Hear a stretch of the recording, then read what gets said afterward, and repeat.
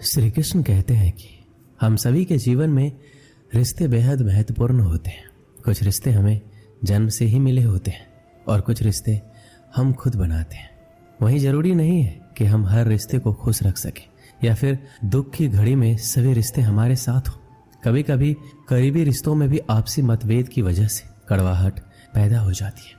कई बार रिश्तों के टूटने तक की नौबत आ जाती है। रिश्ते बड़े नाजुक होते हैं, इसलिए हमें अपने रिश्तों को मजबूत बनाने के लिए प्रयास करना चाहिए और इनकी अहमियत को समझना चाहिए। कुछ रिश्ते जीवन भर के लिए होते हैं एवं हमारे जीवन की हर सुख दुख में हमारे साथ खड़े होते हैं। वहीं कुछ रिश्ते ऐसे होते हैं जिनसे हम भावनात्मक रूप से जुड़े होते हैं और जिनके होने से ही हर मुश्किल और चुनौती का मुकाबला करने की हिम्मत आती है और आगे बढ़ने का प्रोत्साहन मिलता है। रिश्ते हमारे जीवन चक्र को आसान और सफल बनाने में हमारी मदद करते हैं। इसलिए हम सभी को पूरी ईमानदारी और सच्चाई के साथ अपने जीवन के हर रिश्ते को निभाना चाहिए, चाहे वह माँ बाप का रिश्ता हो, पति पत्नी का रिश्ता हो, भाई बहन का रिश्ता हो या फिर दोस्ती का रिश्ता ही क्यों ना हो। हमें सदैव इन रिश्तों का सम्मान करना चाहिए, इनकी अहमियत समझनी चाहिए एवं अपने रिश्तों को मजबूत बनाने के लिए प्रयास करते रहना चाहिए। हम सभी हर रिश्ते से किसी न किसी तरीके से भावनात्मक तरीके से जुड़े होते हैं।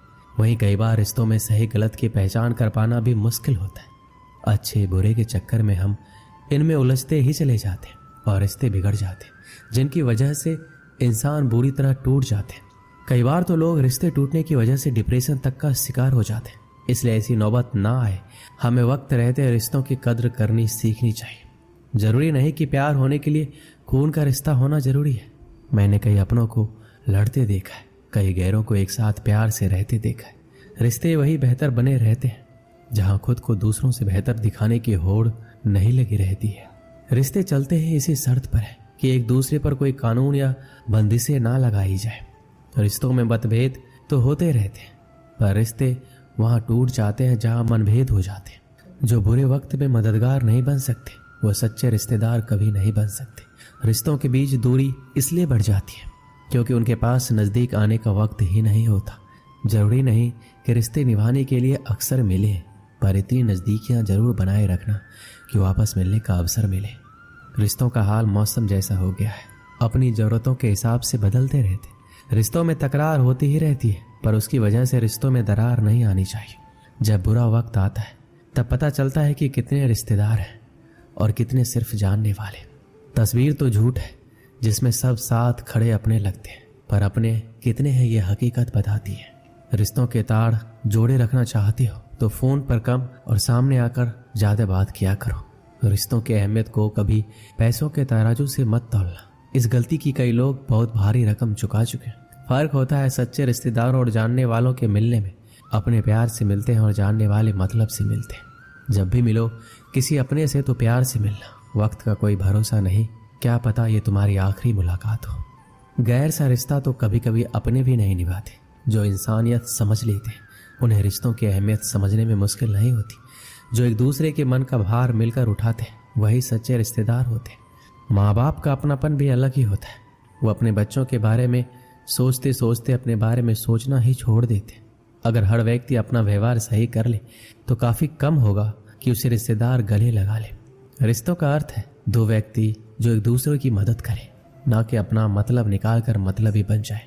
घर पैसों से चलता है पर एक कुल रिश्तों से चलता है। हर बार साबित करने की कोशिश में आप कुछ साबित नहीं कर पाएंगे। कभी कभी कुछ कहने से चुप रहना ही बेहतर है। रिश्ते खत्म करने से मुश्किलें खत्म नहीं होगी, शायद दोनों साथ रहेंगे तो मुश्किलें भी आसान हो जाएंगी। रिश्ते वही अच्छे होते हैं जहां दोनों को कहने का बराबर हक मिले। आज रिश्तों की हकीकत ये हो गई है कि सारे रिश्ते झूठे हो गए हैं। आजकल मदद भी रिश्तों में इसलिए ही होती है कि अगर कभी लड़ाई हुई तो एहसान गिना सके। रिश्ते वही है, बस मायने बदल गए। अब हाथ मिलते हैं पर दिल नहीं मिलते। आज के इस दौर में घर में रहने वाले बहुत होते हैं पर साथ देने वाला कोई नहीं होता। श्री कृष्ण कहते हैं जिंदगी में कभी कभी ऐसा वक्त भी आता है जब इंसान अंदर से टूट जाता है, अंदर से मर सा जाता है। ऐसा लगता है सारी परेशानियां मेरी जिंदगी में ही क्यों है। ऐसा लगता है मुसीबतों ने चारों तरफ से घेर लिया हो, जैसे किसी चक्रव्यूह में फंस गए हो। हर चीज में फेल हो जाते हैं, रिलेशनशिप में, कैरियर में, हर चीज में हार जाते हैं। ऐसा लगता है जैसे हर बात उल्टी हो रही है, हर चीज गलत हो रही है और मेरे साथ ही ऐसा क्यों हो रहा है। ऐसे दुखों में उलझ के रह जाते हैं जैसे कोई रास्ता ही नहीं दिखाई देता। कई लोग तो इतने टूट जाते हैं अंदर से कि उन्हें लगता है कि ऐसी जिंदगी से तो हम मर जाएं। अगर जिंदगी में इतने ही दुख है तो क्या फायदा ऐसे जीवन का। पर एक बात आप हमेशा याद रखना, दुख चाहे कितना भी बड़ा क्यों ना हो, पर हिम्मत दुख से हमेशा बड़ी होती है। जब भी आपकी जिंदगी में कोई दुख आए, कोई परेशानी आए, तो अपनी हिम्मत को इतना बड़ा कर दो कि आपका दुख उसके आगे छोटा पड़ जाए। हर इंसान को इस दौर से गुजरना ही होता है। ये परेशानियां, ये दुख इंसान को अंदर से बहुत मजबूत बना देती है। जिंदगी में कभी आपके सामने कोई दरवाजा बंद हो जाए तो समझ लेना अब कोई बड़ा दरवाजा खुलने वाला है। जब कोई रिश्ता टूटता है या दिल टूटता है तो लोग उस दर्द को सह नहीं पाते, और जब कुछ वक्त गुजर जाता है तो कहते हैं अच्छा हुआ वो रिश्ता मेरी जिंदगी से चला गया। अगर उस रिश्ते में हम रहते तो हमारी जिंदगी खराब हो जाती। कई बार कुछ चीजें हमारी जिंदगी में ऐसी ही होती है, हमें लगता है हमारे साथ ऐसा क्यों हो रहा है। आगे चल के वो चीजें हमारे बेहतर भविष्य की ओर लेकर आती है। बहुत समय पहले की बात है, एक प्रसिद्ध ऋषि गुरुकुल में बालकों को शिक्षा प्रदान किया करते थे। उनके गुरुकुल में अनेक राज्यों के राजकुमारों के साथ साधारण परिवार के बालक भी शिक्षा प्राप्त करते थे। उस दिन वर्षों से शिक्षा प्राप्त कर रहे शिष्यों की शिक्षा पूर्ण हो रही थी और सभी बड़े ही उत्साह से अपने घर लौटने की तैयारी में थे। जाने के पूर्व ऋषिवर ने सभी शिष्यों को अपने पास बुलाया। सभी शिष्य उनके समक्ष आकर एकत्रित हो गए। ऋषिवर सभी शिष्यों को संबोधित करते हुए बोले, प्रिय शिष्यों, आज आपका इस गुरुकुल में अंतिम दिन है। मेरी इच्छा है कि यहाँ से प्रस्थान करने के पूर्व आप सब एक दौड़ में सम्मिलित हो। ये एक बाधा दौड़ है जिसमें आपको विभिन्न प्रकार की बाधाओं का सामना करना होगा। आपको कहीं कूदना होगा, कहीं पानी में दौड़ना होगा। सारी बाधाओं को पार करने के उपरांत अंत में आपको एक अंधेरी सुरंग मिलेगी जो आपकी अंतिम बाधा होगी। उस सुरंग को पार करने के उपरांत ही आपकी दौड़ पूर्ण होगी। तो क्या आप इस दौड़ में सम्मिलित होने के लिए तैयार हैं? सभी शिष्य एक स्वर में बोले, हम तैयार हैं। दौड़ प्रारंभ हुई। सभी तेजी से भागने लगे।